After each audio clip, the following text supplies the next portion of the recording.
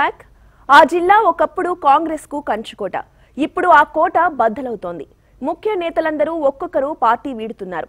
దీంతో ఆ పార్టీ ఖాళీ అవుతోంది. హస్తరేఖలన్నీ చెదురుతున్నాయి. ఒకప్పుడు వెలుగు వెలిగిన పార్టీకి ఇప్పుడు క్యాడర్ కరువైంది. పార్టీని అంటిపెట్టుకుని ఉన్న సీనియర్లు ఎవరికి వారే యమునా తీరే అన్నట్లుగా వ్యవహరిస్తున్నారు. దీంతో కాంగ్రెస్ పరిస్థితి దయనీయంగా మారింది. ఇంతకీ ఏది ఆ జిల్లా, ఏంటి అక్కడి ప్రత్యేకత? Watch the story.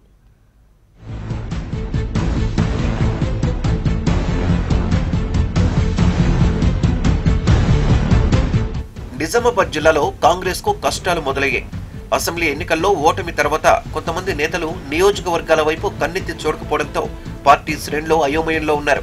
పార్లమెంట్, జిల్లా పరిషత్, మండల పరిషత్ ఎన్నికల ఫలితాల్లో కాంగ్రెస్ పార్టీ గ్రాఫ్ పూర్తిగా పడిపోగా జిల్లాలో టీఆర్ఎస్ కు ప్రత్యామ్నాయ పార్టీగా బీజేపీ బలోపేతమవుతోంది. అసెంబ్లీ ఎన్నికల్లో కాంగ్రెస్ తో పొత్తు పెట్టుకున్న టీడీపీ ఆ తర్వాత జరిగిన ఎన్నికల్లో ఎక్కడా పోటీ చేసిన దాఖలాలు లేవు. పార్లమెంట్ ఎన్నికల్లో గెలిచిన బీజేపీ జిల్లా పరిషత్, ఎంపీటీసీ ఎన్నికల్లో గణనీయంగా తమ ఓట్ల శాతాన్ని పెంచుకోవడంతో కాంగ్రెస్ శ్రేణులు బీజేపీ వైపు మొగ్గు చూపుతున్నారు. ఉమ్మడి జిల్లాలో ఎల్లారెడ్డి నియోజకవర్గంలో కాంగ్రెస్ అభ్యర్థిగా గెలిచిన నల్లమడుగు సురేందర్ సైతం టీఆర్ఎస్ పార్టీలో చేరడంతో కొన్ని నియోజకవర్గాలకు కాంగ్రెస్ పార్టీ ఇన్ఛార్జీలే లేని పరిస్థితి. పార్టీ శ్రేణులకు భరోసానిచ్చే నేతలు కాంగ్రెస్ పార్టీలో కరువవడమే కాకుండా ముఖ్య నేతలు సైతం పార్టీ కార్యక్రమాల్లో పాల్గొనకపోవడంతో పార్టీ శ్రేణులు డైలమాలో పడ్డారు.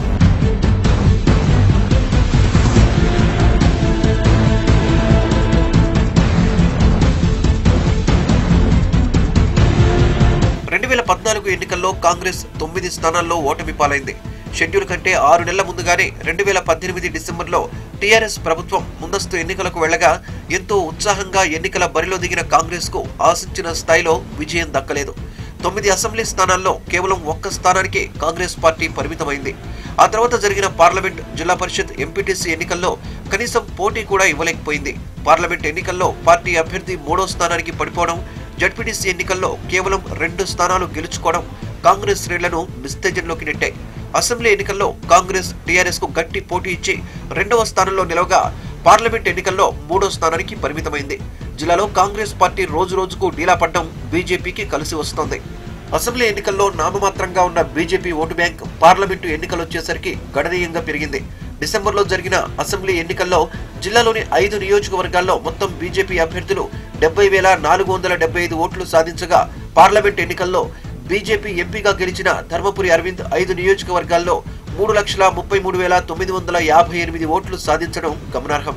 జిల్లాలో కొన్ని గ్రామ పంచాయతీ సర్పంచ్, ఉప సర్పంచ్ వార్డులను సైతం గెలుచుకున్న బీజేపీ జడ్పీటీసీ, ఎంపీటీసీ స్థానాల్లోనూ మెరుగైన ఫలితాలు సాధించింది.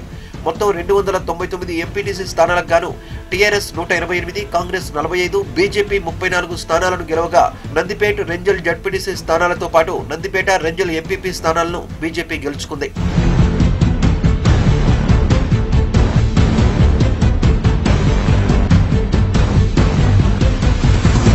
ఉమ్మడి జిల్లాలో ఆర్మూర్, ఎల్లారెడ్డి నియోజకవర్గాలకు కాంగ్రెస్ పార్టీకి నియోజకవర్గ ఇన్ఛార్జీలు లేకపోగా సీనియర్ నేతలు మాత్రం పార్టీ కార్యక్రమాలకు దూరంగా ఉంటున్నారు. రాష్ట్ర, జాతీయ స్థాయి నేతల జిల్లా పర్యటనల్లో ప్రత్యక్షమవుతూ ఆ తర్వాత కనిపించడం లేదు. 2 సార్లు గెలిచి 2 సార్లు ఓడిపోయిన మాజీ ఎంపీ మధు యాష్కి జాతీయ స్థాయిలో గుర్తింపు పొందిన జిల్లాకు మాత్రం చుట్టం చూపుగా వచ్చి వెళ్తున్నారు.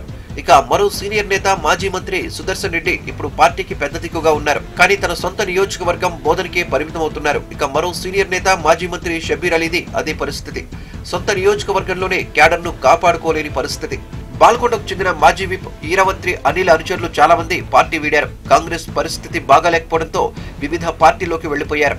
ఇదే అదునుగా భావించిన టీఆర్ఎస్, బీజేపీలు కాంగ్రెస్ నేతలకు గాలం వేసే పనిలో పడ్డాయి. జమిలీ ఎన్నికలు వస్తాయనే ప్రచారంతో మరింత దూకుడు పెంచాయి. ఎన్నికలకు సిద్ధంగా ఉండాలని ఆ పార్టీల అధిష్టానాల సూచనలతో ఆపరేషన్ ఆకర్ష్ కు తెరతీశాయి. ఇక కాంగ్రెస్ లోని అసంతృప్తులపై కమలం పార్టీ కన్నేసింది.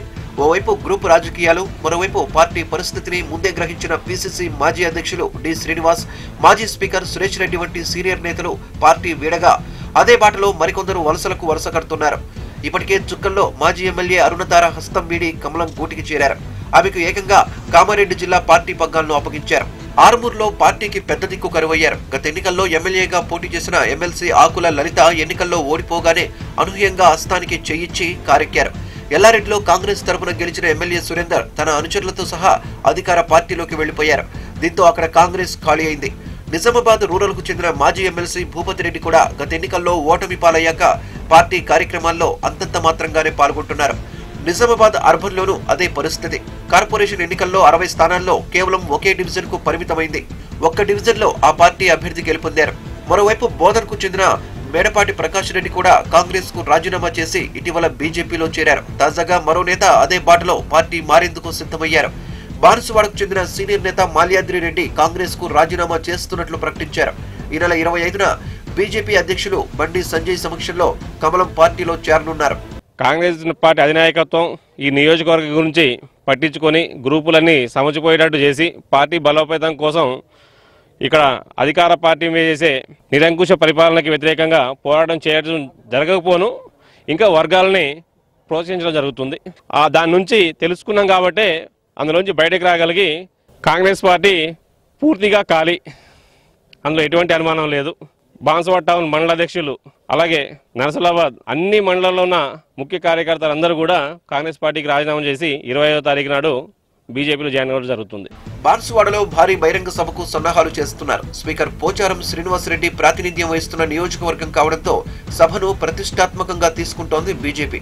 మొత్తానికి ఎన్నికలకు ముందే ఉమ్మడి జిల్లాలో పార్టీ ఫిరాయింపులు ఆసక్తిని రేకెత్తిస్తున్నాయి. నియోజకవర్గాల్లో రాజకీయాలు హాట్ గా మారుతున్నాయి.